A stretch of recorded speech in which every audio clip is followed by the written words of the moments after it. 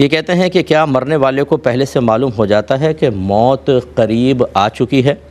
خواب میں خود کا جنازہ دیکھنا کیا مرنے والوں کے لیے عام سی بات ہوتی ہے؟ یعنی مطلب یہ ہے کہ کیا ان کے لیے یہ انڈیکیشن ہے کہ عنقریب آپ مرنے والے ہیں؟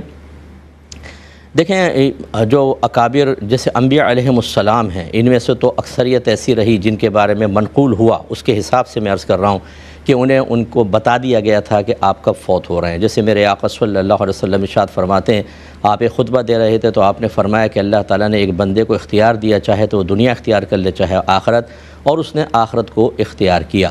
تو صدیق اکبر رضی اللہ تعالیٰ عنہ رونے لگے۔ صحابہ کہتے ہیں ہم نے کہا ہے تو کسی شخص کی بات کر رہے ہیں، آپ کیوں رو رہے ہیں؟ پتہ چلا بعد میں کہ وہ خود نبی کریم صلی اللہ علیہ وسلم ہیں۔ کچھ عرصے بعد آپ کی وفات ہوئی تو ہم سمجھ گئے کہ ہم میں سب سے زیادہ مزاج رسول کو سمجھنے والے اور ذہین فطین حضرت صدیق اکبر رضی اللہ تعالیٰ عنہ ہیں۔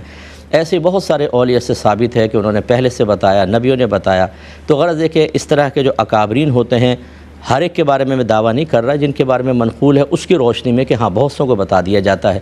عوام الناس میں اسی بھی بعض کو اشارے مل جاتے ہیں، لیکن یہ کوئی حتمی دلیل یعنی پرفیکٹ 100% شیورٹی کے ساتھ کوئی دلیل نہیں ہے کہ اگر آپ رات کو سوئے اور خواب میں آپ نے اپنے آپ کو جنازے میں دیکھا یا مرتے ہوئے دیکھا تو ضرور آپ کی موت کا وقت قریب ہے۔ خوابوں کا تو کوئی اعتبار ویسے بھی نہیں ہوتا۔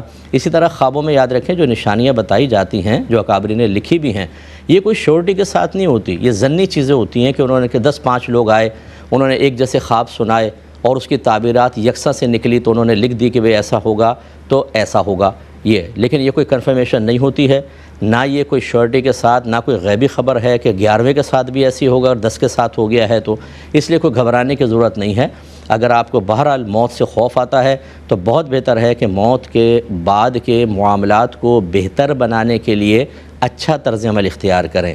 اس کے لیے آپ نیک اعمال پہلے علم دین سیکھیں، کم از کم فرض علوم، اس کے تقاضے کے مطابق عمل کریں، کوشش کریں کہ اپنی ذات سے کسی کو جسمانی، مالی یا روحانی تکلیف نہ پہنچائے، پہنچ گئی ہو تو فوراً معافی مانگے، ورنہ پھر آخرت میں معاملہ گڑبڑ ہو سکتا ہے۔